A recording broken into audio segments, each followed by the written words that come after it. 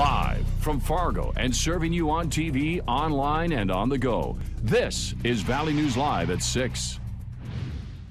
It's cruel. I feel like in a society where these kids are now, when there's so much peer pressure and there's so much bullying and shaming. You're in line for lunch, you get your food, and then when you get in front of the line, you're told you can't afford it. And then your plate is dumped in front of you. This recently happened in a Minnesota school, sparking outrage among parents and lawmakers. Valley News Team's Rose Itzkovitz looks into the so-called phenomenon lunch shaming and the latest actions against it.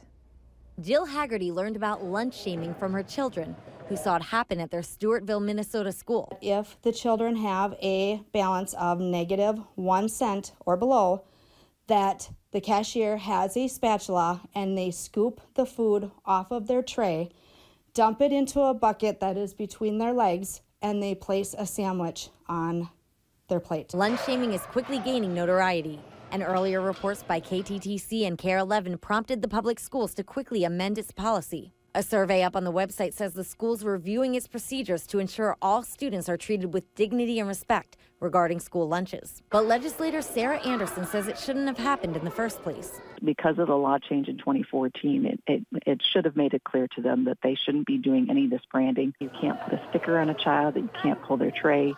And so for a school district to say that they were unaware, I think is a little lack of them doing their due diligence. She says what happened in Stewartville was unlawful. Honestly, it's really kind of shocking to me, considering the work that was done in this, that we actually have to outline this for folks that they don't understand what demeaning and stigmatizing children. Meanwhile, another Minnesota school in Holly says it doesn't do that. Some bring from home, that's their choice, but any student that goes through our lunch line will have that lunch regardless of what their account balance is. But Principal Ellingson says with tight school budgets and limited funds, he's not surprised to see schools go after children if parents don't pay up. I think there's some frustrations built up probably with if you've gone the right channels and have contacted the parents and maybe you get an attitude of it's your job to do it.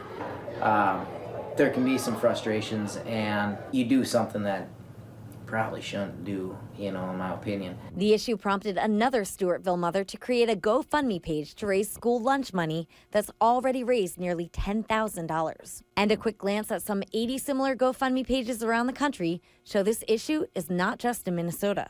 But parents like Haggerty say it's causing a bigger problem for students. Some of them now are to the point where they don't even go up and eat. They don't go through because they're embarrassed, because they don't know what their lunch account is at. Rose Itzkovitz, Valley News Live. And to find the GoFundMe page, head over to our website, valleynewslive.com, and click on this story. Fargo school superintendent is retiring. Dr. Jeffrey Schott submitted a brief letter to the school board members tonight. The letter indicated his intentions to finish the 2017-2018 school year to give the district time to find his replacement. His official last day would be June 30th of next year. He's retiring after 32 years of K-12 education. Look for reaction tonight on Valley News Live at 10. One of the people accused of kidnapping and murdering a pregnant Fargo woman is expected to change her plea to guilty. Brooke Cruz has a plea change hearing scheduled for December 11th. Cruz is charged with conspiracy to commit murder, kidnapping, and providing false information to law enforcement in relation to the disappearance and death of Savannah Graywind. The other person charged in the case, William Hain, is next scheduled to be in court a week from tomorrow. He has pleaded not guilty to the same charges. Graywind's body was pulled from the Red River near Harwood last August, about a week after she disappeared from her North Fargo apartment. The baby Savannah was carrying, named Hazley Joe, survived and is living with her father. How about those winds today? Check this out. A few panels on the side of the Radisson Hotel in downtown Fargo were ripped off due to some of the strong gusts that we saw. No word on how much damage that it caused. Question is, will this windy weather be sticking around for tonight? For the answer, let's check in with Hutch. Well, we are finally starting to see some of these winds taper off from west to east across our region as we head beyond sunset. Here's a look at peak gusts today, upwards of 50 miles per hour up and down the Red River Valley and for much of eastern North Dakota, and well into the 40s where some wind damage was reported in Beltrami County. Quiet skies across the region after clouds held temperatures at bay in the Lake of the Woods area.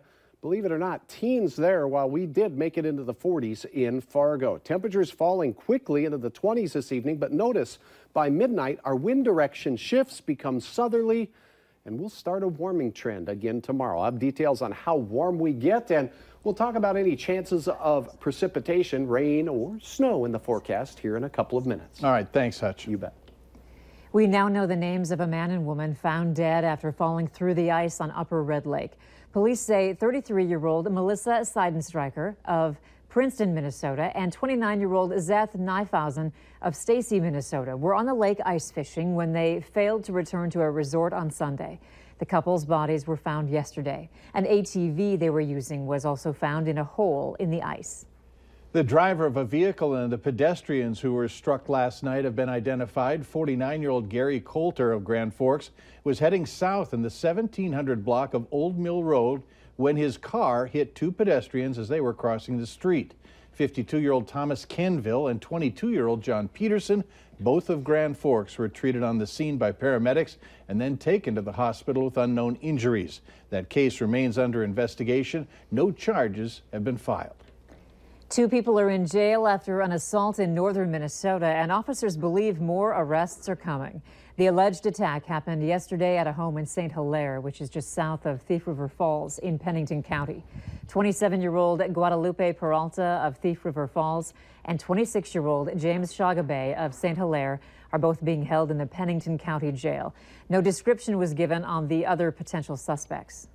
Following a massive leak, the Keystone pipeline has reopened. More than 2 weeks ago, the section of pipeline leaked an estimated 210,000 gallons of oil near the North Dakota-South Dakota border.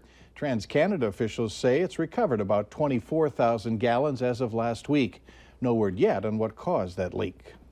You may notice a lot more helping hands out today as the Tuesday after Thanksgiving is marked as the Global Day of Giving. Among the organizations locally helping out, the Family Wellness Center. People there are collecting donations for the Inspire Wellness initiative. It's a nonprofit that provides wellness programs to children, adults, and families. One of the tools they use is helping all of us to learn how to cook healthy. And today, the healthy cooking team was serving up tacos. Hopefully everybody's had their Black Friday and their Cyber Monday, and maybe there's a little left over for a little charitable donation in this Thanksgiving season. And you still have time to take part in Giving Tuesday. You can learn more about it and some of the organizations in the metro area that you might want to support by going to the Global Day of Giving website. Later on Valley News Live at 6, easing the stress of the holiday season. What a certain kind of yoga can do for you. Up next, what's being done in the wake of a big drug bust near the UND campus.